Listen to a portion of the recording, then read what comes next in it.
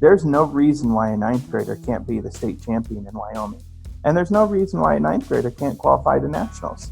Info is the way to do it. It's the Wild West. All you need is a good idea and some good speaking, and you can beat anyone in the country. I think that's one way that I like to think about it. And by the way, it's not just a pitch. Those things are true. That's true. Yeah. There's no reason why a ninth grader can't do anything anyone else can do in this activity.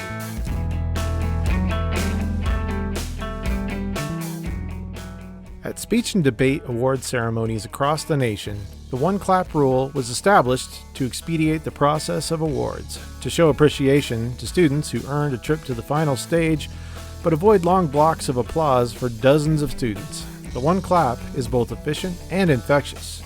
It is a unifier, a celebration of student success, and a moment of in-sync speech and debate community. Welcome to One Clap, a speech and debate podcast. I'm your host, Lyle Wiley. Let's get started. Greetings and salutations. My name is Lyle Wiley, host of One Clap, a speech and debate podcast for coaches and competitors.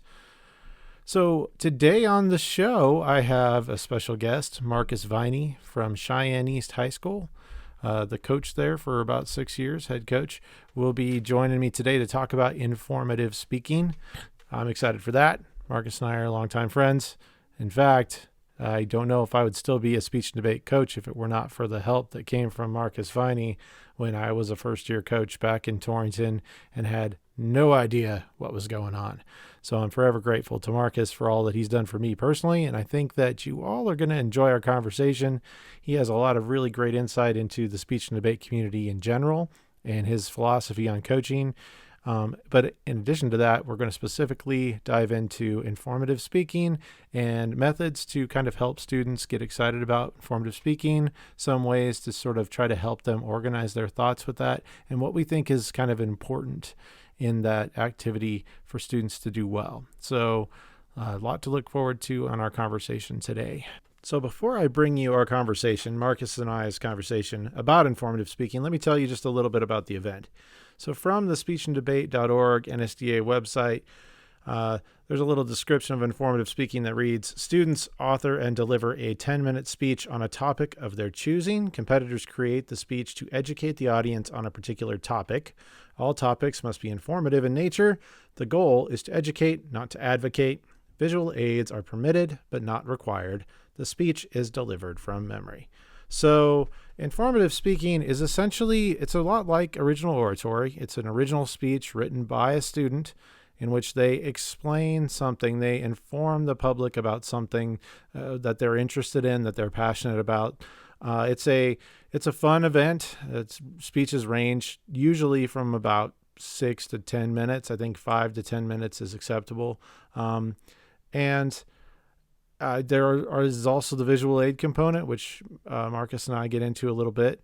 But it's a great event for students, especially students that want to get creative and write their own speech, because in Wyoming speech and debate, there's not a lot of opportunities for students to write their own original material, but oratory and informative speaking do give that opportunity to students. And it's meant to inform and entertain these informative speeches. I love informative speaking and original oratory. I think they're fabulous events. I love all the platform events. I'm especially a big fan of extemporaneous speaking, and we'll get into those events later. But today we'll talk to Marcus a little bit about himself, about his background, and some of the things that he has to say about speech and debate and how he became a part of that community. And then we'll hear from him, his take on informative speaking, and I'll also attach some resources for Marcus in the show notes. So without further ado, let me introduce you to Marcus Viney, the Cheyenne East head coach of 6 years now. He was the coach of the season for the state of Wyoming last year, 2018-2019 season in 4A. He teaches speech and debate classes at Cheyenne East and also sometimes does some sophomore English. He's also the champion of the universe and my one and only ultimate nemesis. He's a great friend. I appreciate Marcus, and I think you'll enjoy the conversation that we have.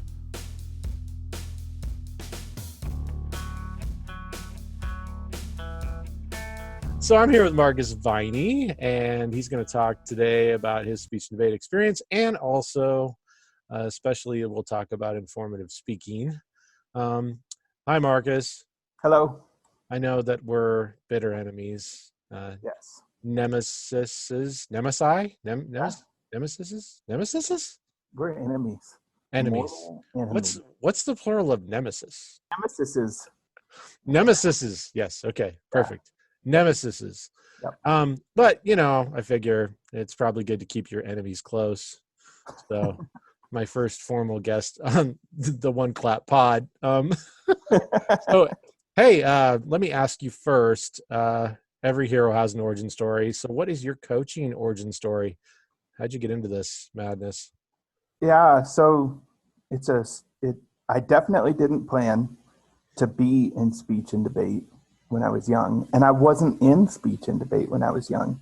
In fact, in high school, I didn't even know it existed. It wasn't on my radar. And so I had left high school without even knowing about it and went into college and I studied philosophy and English.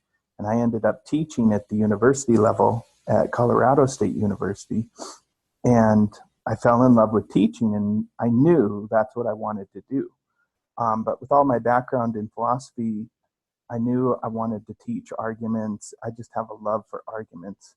And I kind of, heard about some high school debate, and I thought, well, maybe I should go check that out because maybe I want to teach at the high school level.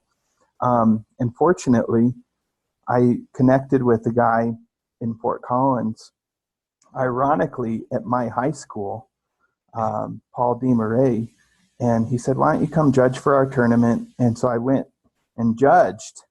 There's this quote from Martin Luther King Jr. He says, the two most important days of your life are, one, the day you're born, and two, the day you find out why. And I think in that single round of Lincoln Douglas, I found out why. I just immediately fell in love with it and knew I have to do this. And then I just volunteered, went to tournaments, and just geared everything I was going to do towards speech and debate. It was kind of love at first sight. Yeah, it's crazy how, I mean, our stories are so similar. I didn't even know about it in high school either, and it's sort of sad. Like, I mean, I guess it's like meeting a significant other like late in life or something. But it's weird that just the instant connection that I had with debate and like how, I mean, it's too bad I never really got the chance to compete. Did you ever compete, or have you just always been a coach? Well, I had required public speaking in middle school, high school, and college. And I had speeches that would be almost equivalent. I had to do a humor, I had to do a duo, but it was all for class. It wasn't for competition. I did, memorized informative and persuasive speeches, but it wasn't like, oh, I love this and I want to do this. Yeah. It was kind of like part of speech and debate without the full reality of it. And so, no, I never competed. Yeah, I mean, it'd be interesting to go back in time, and I mean, I graduated from Rollins, and we had a team. I didn't even know about it. I didn't know. Yeah. Well, though, I have to say, as much as I wonder about what it would be like to be a competitor in high school, I'm actually really grateful that I wasn't, because I felt that far from being a disadvantage, my outsider status has actually given me kind of a unique perspective and has allowed me to coach in a different way that I feel unbound by certain assumptions or traditions. And so I feel like it's actually helped in some ways. That's a really great point. I mean, we can't discount our experiences. It does give us a different kind of approach, I think, and helps us understand where kids come from when they're new to the whole thing too. Which Yes. every year there's new kids to it. So Yep. I think that's a great point. What do you think is the best thing about coaching speech and debate? Like absolutely hands down for me is watching the growth of a kid you've connected with. I think that the moments that are most meaningful to me are very specific moments when a kid has a victory or some kind of personal moment that means something to them. that happened within the universe of speech and debate. So maybe it might not necessarily be some aspect of speech and debate itself that I love, but the fact that it provides this box of experience where a bunch of magical things can happen for kids. Oh, it's so cool too, like how every magical thing could be something completely different, because we're not always talking about someone staging for finals or winning an event or any of that. I mean, for some kids, it's a simple thing, uh, you know, breaking into semifinals, or I don't know, just being part of a family, even surviving an event that they didn't know that they could do. I don't know. It's Yeah. just, it's cool how it's different for everybody. And sometimes some of the most meaningful stuff, I don't know, it's so specifically personal to each person. I had this one senior one time who was a really great debater and had tons of success. And I learned a lot from him, and it was great. But, apart from all of his actual successes in the event, I think the best thing I ever witnessed was him standing in front of the team saying something like, you know, before speech and debate, I was really socially awkward. And I guess I still am pretty socially awkward, but at least I have friends now.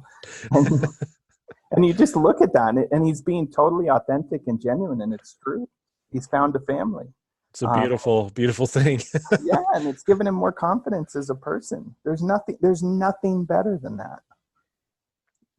Well, I totally agree with you. I think that's a great answer. What do you think is the hardest thing about coaching speech and debate?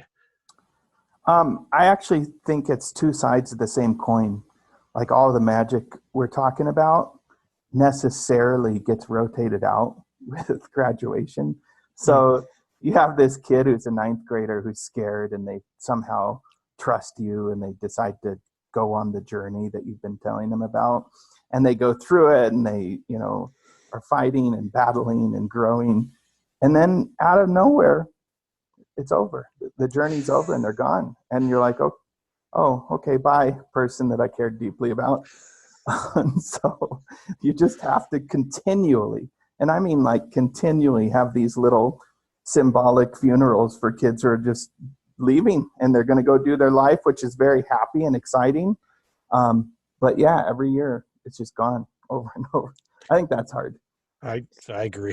Super hard. And we give so much of ourselves, and these kids give so much of themselves, and we become, I always thought it was interesting how we spend more time with these kids, some of them, than they probably spend with their parents. Oh, easily, just pure hours during the day, practices, meetings, on the bus, hotels. Yeah, you spend a tremendous amount of time, especially if they go from ninth grade to senior year. It's a lot of time. It's a lot of time, and it's just so much. We have so many authentic moments with them too. There's so many times, where you've been at a tournament for 10 hours and everybody's exhausted and everybody's just totally disarmed. So you learn so much about people in that environment. It's Yeah, it's crazy. sometimes too much. Yeah. Yeah. Oftentimes too much. Yeah. Yeah. Well, today, I mean, it's so great to hear your perspectives on speech and debate. But today I'm going to ask you some questions specific to informative speaking too, because, you are a pretty good informative speaking coach. Yeah, your words, Coach God of informative speaking. No, not your words, but what do you think is really cool about informative speaking? Like, why is it a good event for students? I don't know, what about this makes it kind of a special event? What about this event specifically? I think the thing that I'm looking for from the perspective of a coach is a way to bring kids into this universe and to get them to try it. Because a lot of times I think as coaches, we know if you can just get a kid to try it, if you can get them to get up there and get out there and have fun, then they'll stick. And so I think informative is a really great access point. You just open the door, and opening the door of informative is really pretty easy. Everybody's written a 5-paragraph essay, and even the people who are on the final stage at nationals just have a 5-paragraph essay. That's true. you know. Hmm. So I think the access, the availability, the ease with which you can begin it, not only as a competitor, but also the ease with which you can coach it. It doesn't require, these really sophisticated skills and vocabulary like policy debate.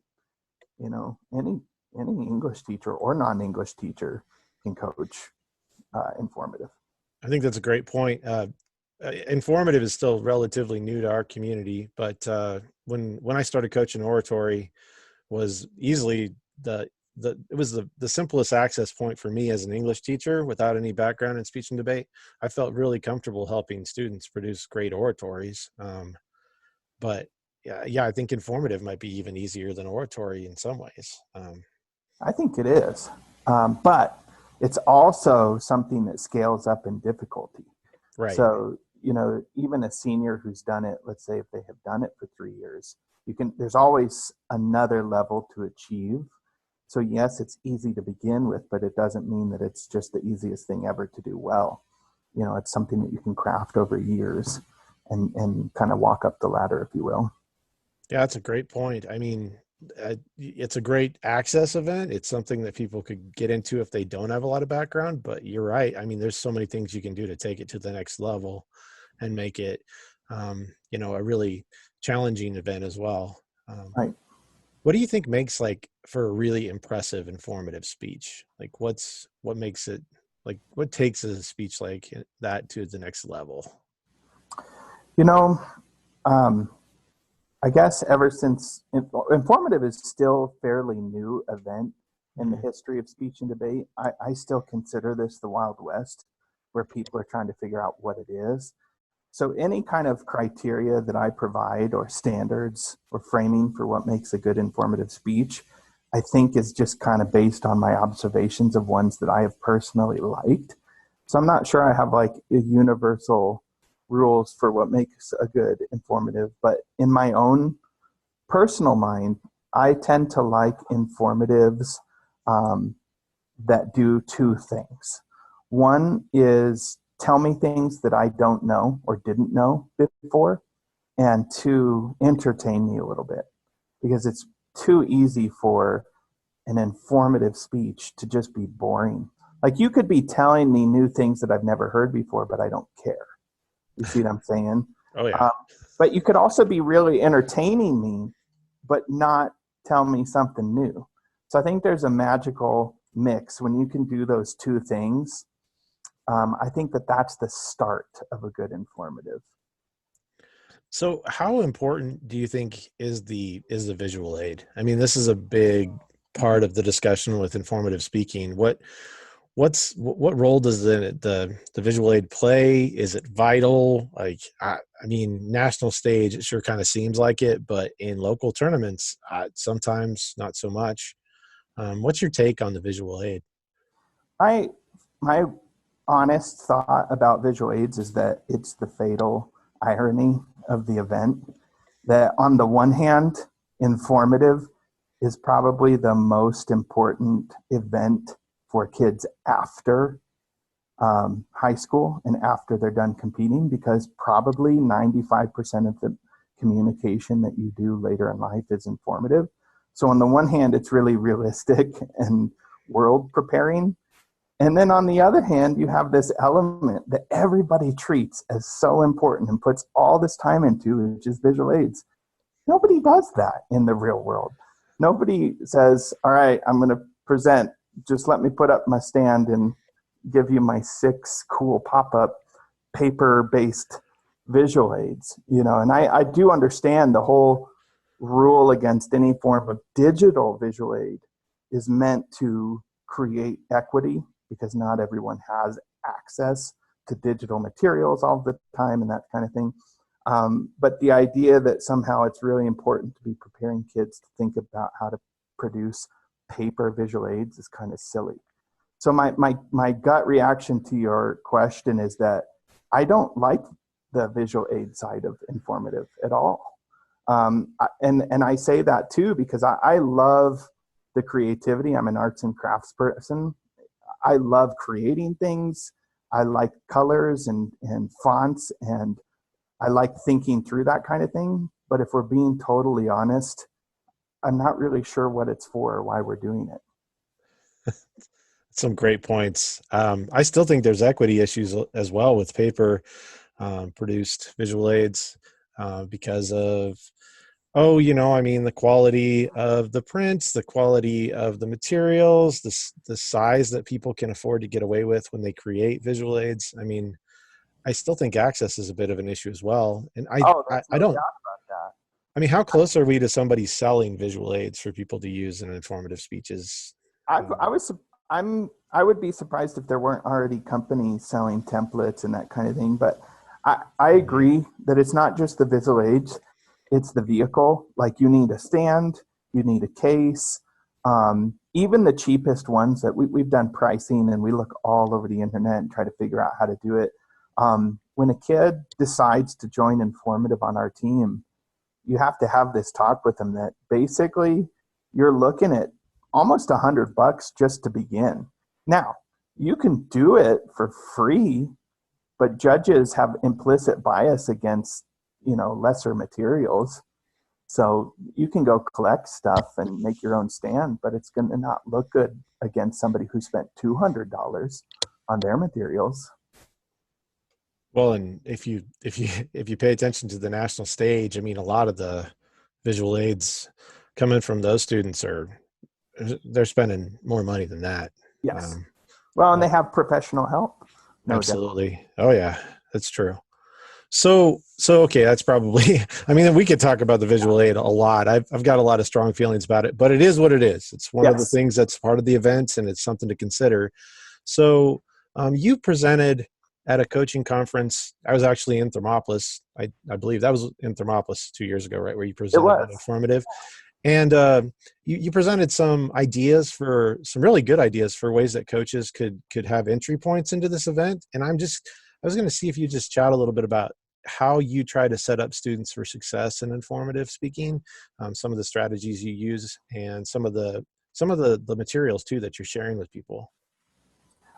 So one of the things that I want to do with a kid, like if I have a ninth grader, come in next year and they're looking for an event and they sort of get interested in informative, the very first thing that I want to do is find a topic that they are excited about. And I mean that, really seriously, that if you're not really excited about it, if you don't love it, that's going to come across later.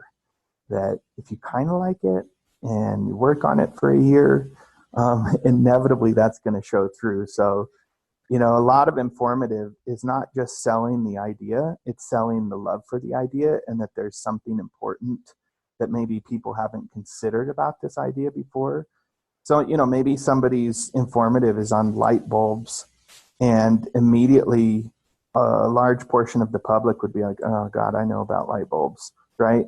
But if you were a kid that was like, no, wait, my whole idea here is I want to talk about the history of light bulbs, like what the biggest light bulb ever was, what are the newest forms of light bulbs, and how is that going to change the world?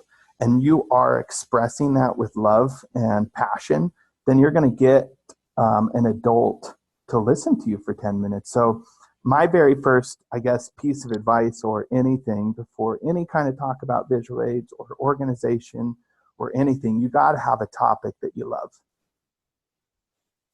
I think that's great advice. I mean, isn't that kind of just true of anything, like teaching especially? It's just so much easier to watch someone teach about something that they care about, something they're passionate about. When someone's passionate about something, I mean, you can really sit and listen to them talk about it for almost, an hour before you can get bored if they're really passionate about it. Yeah.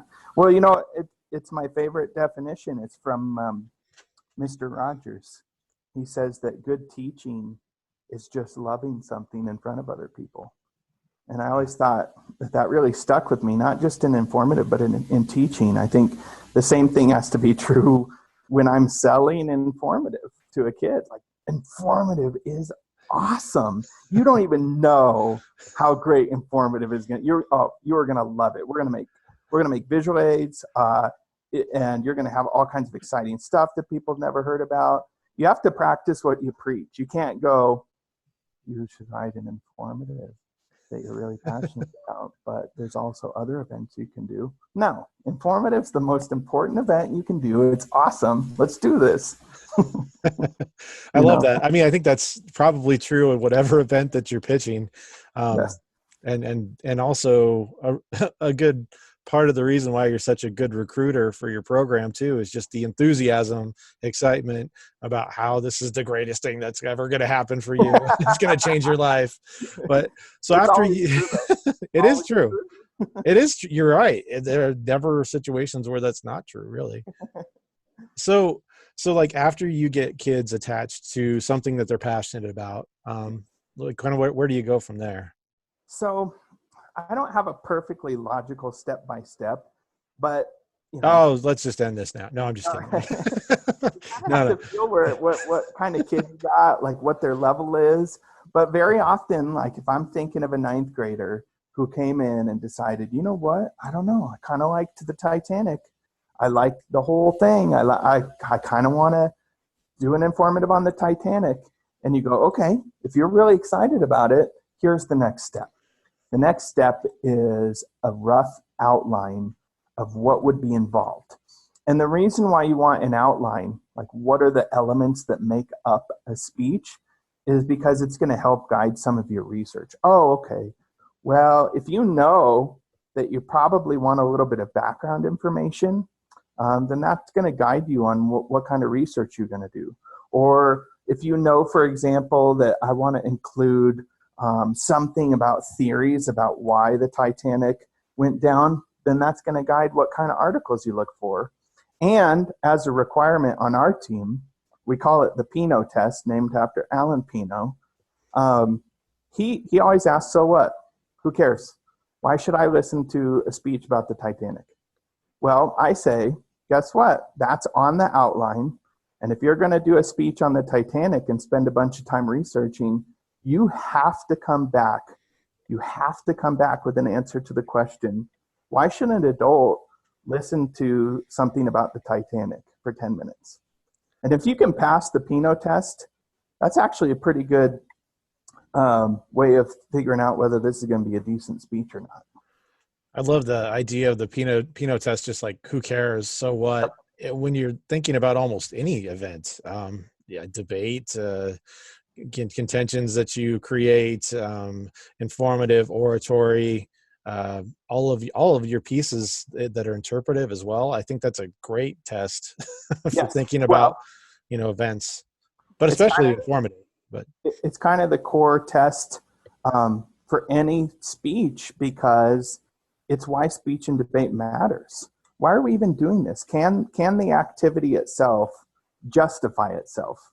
And I'd like to think that competitors who get really good at whatever event they're in are not only doing their event well, but they're justifying the existence of their event and their piece. Like, you should listen to me. I'm an advocate, and I'm telling you something important that people need to hear. I think we're kind of not doing our jobs if we're not leaving kids with that sense of significance and importance. If it's just about speaking, or about speaking about anything in particular, then it's not really preparation for real communication, real speech. That people want to hear things that matter. And it matters because you're speaking up for important causes, and they need to be advanced. Oh, that's great stuff. So you try to connect kids to their passion. Yep. You have them create like an outline. Of course, you're right. There's not a step-by-step kind of process with these sort of things. It depends on the kid, Right. but you try to get them to connect to the why, the reason why what they're like looking into matters, why it would matter to people, to their audience, who their audience is, those kinds of things. And what do you do from there? So what you do from there is you want to send it out for a test run. This is kind of like making a little paper boat. Oh, here's the paper. You like this color paper? Oh, here's kind of how you fold it. Now fold it up and now go float it and see if it floats. And that you really need to be, this is your novice workshop. This is your novice tournament. This is whatever competitive event happens, because there's this imaginative leap that kids can't make. They might think that their speech is done, that it's really good, that it answers the Pinot test. But it's not really until the boat floats on water that they realize something's good is happening. So you want feedback from real people. You can do that prior to a tournament. You can say, hey, go read this to your history teacher and see if they think it matters or if they like it or whatever. Or it can be a tournament. But in addition to that, we like to watch informatives that have done really, really well. So exemplars of the event that they're participating in, and deconstruct and reconstruct what they did, reverse engineer. Why was that speech really good? What did they include that answered the Pinot test? What information did they include that you never heard about before? What were they doing with their voice? Why was that a good choice? So if you can kind of couple floating the boat in some kind of real test with also reverse engineering exemplar pieces, I think that's kind of what I've done. I don't know if it's the best way to do it, but it's kind of worked. Hey, if it's kind of worked, then I think it's one of the best ways to do it. Yeah. So what kind of roadblocks and challenges do you see that come up with kids creating their informative and then really taking it to the next level in terms of competition too? I think that it's not too difficult to write a speech. I think the first major roadblock is visual aids. What you notice about kids is that they'll discover immediately, like let's say we want to go put our boats out on the water and we go and do it, and they were convinced that they didn't need visual aids yet. Just read it. Well, if you go to the tournament and there's a kid with visual aids and they won, then your kid is going to go, wait a minute, I need that. And they want to, not only do they want visual aids, they want them now. And they want them before the next weekend. And they're going to be done. And the problem is that you got to instill or cultivate patience with informative. Informative needs to be viewed as an event that is not completed and then run the entire semester or year. Informative is a boat that you're constantly creating while it's already out on the water. And you need to understand that it's not going to be done. Even people who reach the final stage, even a national champion, if you watch it, you go, I don't know. I think that could have been better. So if you need to, that roadblock is the motivation, the desire for a kid to have visual aids and to have them up and running versus, well, we actually really need to think this through. Why would that be a good choice? Especially because, referring back to something you said, it's not as if materials are just free. I mean, not only do they take hours to construct, but that if you construct them in a poor or inefficient or ineffective manner, you might as well have just thrown money in the trash can. Yeah, it really is like running a marathon and not running a sprint. I mean, I think pretty much, most events are like that. It's just, it's hard to help students understand because they want to compete and be, effective right away. They want to be on stage right away. They want to dominate right away.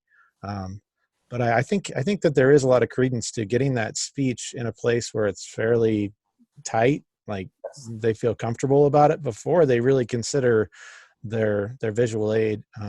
Because I don't know. I mean, maybe I'm thinking of this backwards, but I'd rather that the speech drive the visual aid than the other way around. Well, that's even in the definition of the word visual aid. Right.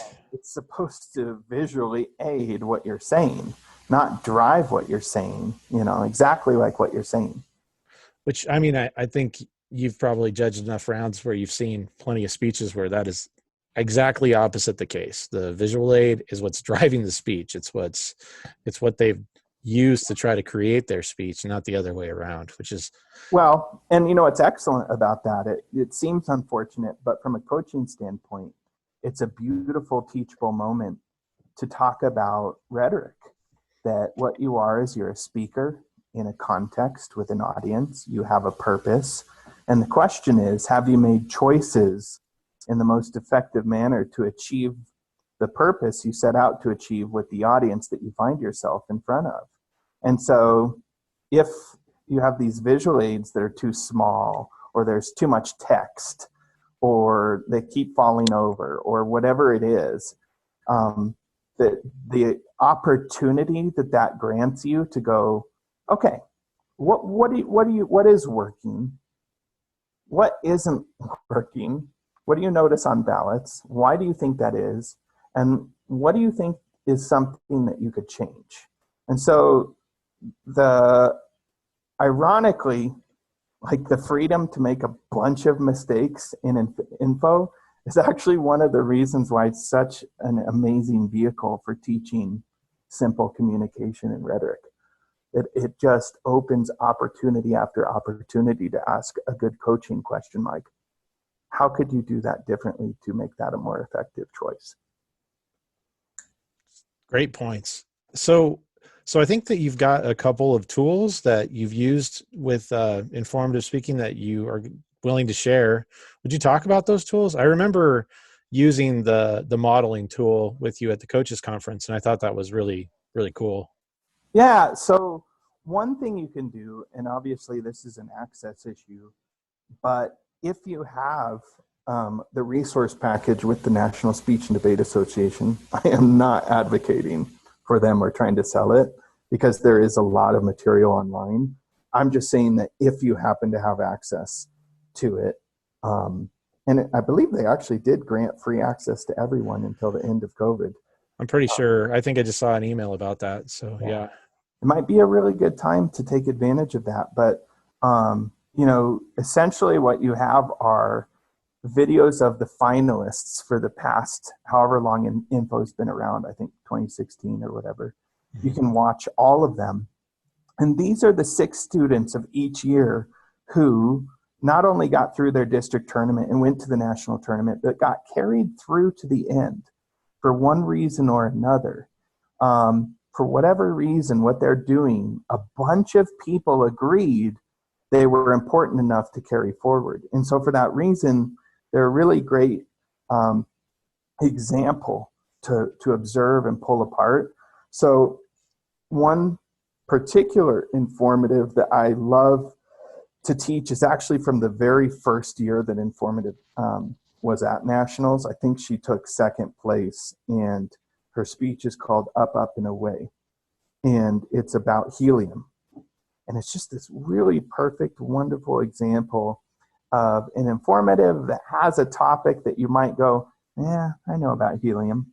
But what she does immediately is show you that you kind of don't, that it's got an interesting history, that there are current medical applications, and then the big wow factor Pinot test is that we're actually running out of helium, and if we run out of helium, there are going to be several things important to people's lives that we're not going to be able to do anymore, and then lifts us right back up and says, but wait, there's helium on the moon, and we might be able to harvest it. And just all around, her delivery, her visual aids, her content, everything is just really wonderful to watch.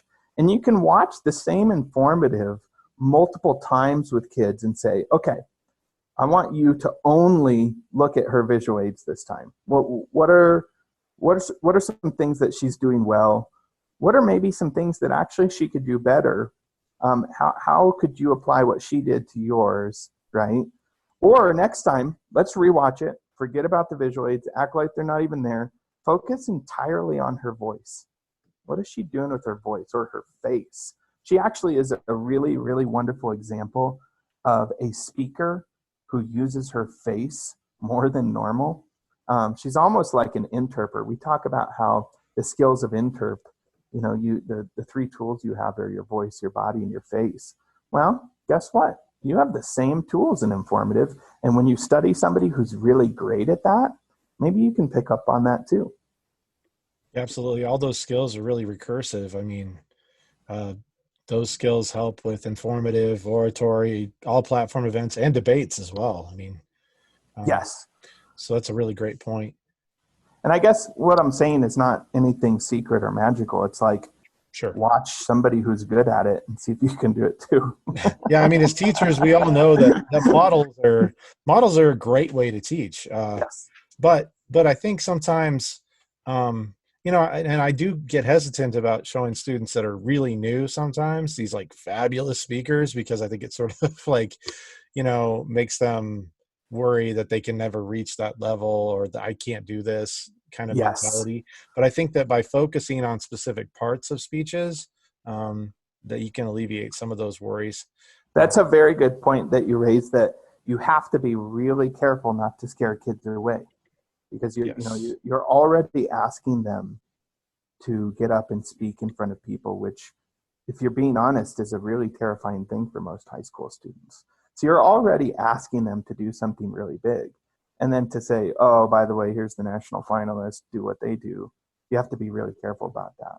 Which is why I think it's important not only to have examples of superb informatives, but just everyday, normal informatives. And one thing that I've tried to do over the years is just record informatives on my phone and upload them to Google. And so we have past informatives and we can watch them, and then it's not that intimidating. And you can also print off the transcript of the informative right there. They can read it, they can look at what it looks like on the page, and then they can look at what it looks like to be instantiated in a speech. And then it's not so intimidating, because it might even be, oh, I know that person. I was on the team with them. Or they just graduated, didn't they? That's not so scary. Yeah. So you can have a balance. You can do the national thing. That's fine. It's cool. It might be your higher level students that are ready to go, how do I get really good at this? But if you really are just worried about your ninth grade student, just show them an example that actually has problems, and then empower them, help make them feel smart when they can point out, oh, I think it would have been better if they had done that. You know what? You're right. It would have been better. You're going to be good at this. There you go. That's good stuff.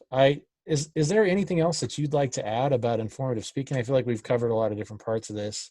Is there any other part of the coaching or the performance that we haven't talked about that you'd like to add to? I think that I don't know if this is a recommendation to myself or a recommendation for other people, but one thing that I would like to see, and this is just something that kind of comes from my own spirit, I guess, that yes, we can kind of try to think of what the rules for informative are, and yes, we can look at outlines for how they should be, and yes, we can look at good examples of them, but we don't want to forget that this event itself is in the Wild West, that there are no rules. I mean, there are formal rules, but how you go about constructing a speech, is up to you. And so what I'm saying is, maybe be willing to take some risks. I've always wanted to try from the very beginning of a year, for example, to have a kid not do visual aids. It's in the rules. It's not required, right? So what if you, instead of spending the hours and hours and hours of time on visual aids, what if you put all of those hours into delivery, and really focused on that? It's an under-focused part of informative. So I don't know, or maybe you think outside the box on what the content or the organization of an informative can be. Does it have to be the same structure? Does it have to have the preview? Does it have to have 3 points? I don't know. I think it's very possible that in a year or two, there'll be somebody who imagines some really cool way to do it, and then everybody starts following them. So I think it'd be really cool if people were willing to take a risk. And also on the flip side, as coaches, when we're judging the event, maybe don't count somebody down simply because they didn't have visual aids. If it's not required, then why should it count against them if they don't have it? The only way that we're going to push an event forward is if we reward new forms of the event. And we can really stagnate in an event when we continually reward people who continually conform to one ideal of what informative is. So maybe if we as a community, competitors, coaches, judges, had more of open minds about it, maybe we could imagine a more useful and better and productive event that they could be participating in, or at least one that has some spontaneity.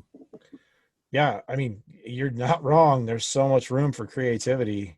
And yeah, sometimes I do feel like we kind of stunt creativity, well, I think sometimes we go with what's comfortable, but then also I think you're right. The judging pool sometimes does reward the same old sort of approach. Mm-hmm. And, coaches, that starts with coaches. So, It you know, does. I think it's good to encourage coaches to maybe start thinking outside of the box too, a little bit when they're judging. Yeah. Yeah. So what's your like elevator pitch for informative?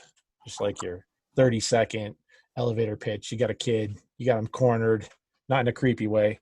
And and you've got their interest slightly piqued. What do you say to take it home? You know, one thing I might say is, look, this is a competitive activity and there's some upper levels. If you get really into this, you could go to nationals. You could be the state champion. There's no reason why a ninth grader can't be the state champion in Wyoming. And there's no reason why a ninth grader can't qualify to nationals. Info is the way to do it. It's the Wild West. All you need is a good idea and some good speaking, and you can beat anyone in the country. I think that's one way that I like to think about it. And by the way, it's not just a pitch. Those things are true. That's true. Yeah. There's no reason why a ninth grader can't do anything anyone else can do in this activity. That's a great point. And I also think that that's part of a perspective that not being a competitor in speech and debate has kind of helped you kind of, have that perspective, because I do think there's some old ways of thinking about that involve, you sort of you got to earn your stripes. You got to work your way up. And Yep. To some extent, honestly, there's possibility for everybody in this. There is. And it's true. The other thing I think is that informative is the only event in speech and debate that gives you maximal freedom. I mean, even in poetry, you're confined to what you can, use because it needs to be published or whatever the rules are. Lincoln Douglas, well, you got to conform to the resolution, right? So any other event, you kind of have to conform to certain rules. That informative, you have maximal freedom. What is your favorite thing in the whole world? Do you want to talk about that? Well, informative says go for it. So if you want freedom to do what you want to do informative. I love that. Well, thanks for sharing your views on informative. I have some very serious questions to kind of like close up our interview. What is your favorite speech tournament snack? You've been known as a bit of a snack connoisseur, so I'm curious, what is the best snack, and maybe possibly even what tournament provides the best snacks? All right, I'm going to sound a little self-promoting here, but there is a snack that can only be found at the Holiday Classic at Cheyenne East. And that is the Frito Bowl. It's got some Frito scoop chips, it's got chili, and it's got cheese. Now, there's some dispute about what cheese is supposed to go on top. There are people who believe it's shredded cheddar cheese, but I think that the correct answer is nacho cheese. So what you're talking about in the thick of a tournament, maybe when you're in between rounds, you got to grab something. You need something a little bit hearty, but you don't want a full meal. The chili Frito Bowl is just amazing choice. I'm not really sure anything beats that. That's maybe the perfect answer. I tend to agree. Also, another important question. On a scale of 1 to 10, how nerdy are you? I'm 10 for sure. So wait a minute, but you weren't a speech and debate competitor in high school. Like, were you a jock? Were you super cool, like not nerdy kind of guy? Let me just give you some reference point. Like 2 hours before we were doing this podcast, I was reading about ontological arguments for the existence of God, because I'm just a nerdy philosophy person still at heart. And I can't get away from it. I can just sit here and read about what people have said about those arguments forever. And there's some people who couldn't stand that. I think that's pretty nerdy. It's pretty nerdy, but it's pretty fabulous. I mean, we may be nemesises, but we're brothers. Last question. How you doing with all this lockdown, COVID stuff? How's life for you? Are you doing okay? Are your kids doing okay? You've been in contact with your kids? Yeah, there's been some contact. I would say I recognize that it's totally selfish and comes from a position of privilege, but I've been really bummed out that the season just ended. And I do recognize that there are people going through much worse situations than that. But it is also true that for a lot of kids, their hopes and dreams just ended abruptly. And I think it's really hard because naturally there's some closure with the culminating events, and when those just don't happen, it's really hard just to end a season like that. So I don't know. There's some sadness and sorrow around that. There's also guilt around feeling that sorrow because that things are so much worse for other people. But it puts you in a position of gratitude that, you know what, I am doing pretty well, and my family's doing pretty well, and the kids on the team, as far as I know, there's going to be a lot of pain around the country still. And so I'm really worried. I'm not going to lie. I'm really worried about what's going to happen with all this. I don't feel like I underestimate any part of it. I think it's really bad. Yeah, it is a pretty scary time. It really is. But I'm glad to hear you're doing okay and that the kids are all right so far. Teaching is going to be tricky for a while too, isn't it? It is. I don't really know. It's the Wild West of remote learning. I don't know. It's going to be tough, but we're going to figure out some way to do it for sure. All right, great. Well, thank you so much, Marcus, for taking some time out to talk to me. And I value the opportunity to take your knowledge and steal it and use it against you in the near future. So I really hope you do. I think that as a community, that's one thing we do need to do is share more. Right. We all have the same goal and the same purpose. We want to help kids. And the best way we help kids is helping our own kids so that we increase everything. Absolutely, man. I'm with you there. If nowhere else, I'm with you there. So do you do one clap at the end of your episode? I don't know, man. I feel could. I feel like it would be really appropriate if we tried to do it. Well, you want to do one in unison together? Yeah, we should try. Okay, you ready? On 3. 1, 2, 3. See, there's too much of a lag. Well, see, that's a good reason why you have to invite me on another episode so we can try again. Well, hopefully we can get together in person and do an episode. So that would be really great. I'd love that. Yeah.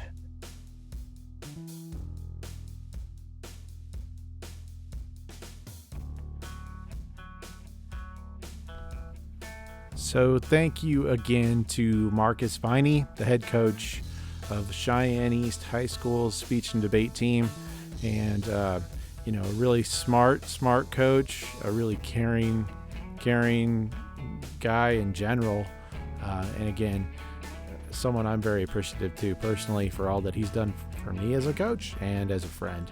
So thank you, Marcus. Definitely have you back on the One Clap pod again sometime soon. I look forward to talking with all of you again soon. In the meantime, if you have any ideas for the show, please do email me at lylewiley@gmail.com. We will be having some social media and a website here soon, but for now, that's what we got. So do send me any questions, thoughts, ideas for the show. Thank you very much for listening. Please be safe, be smart, and be kind to each other. Talk to you again soon.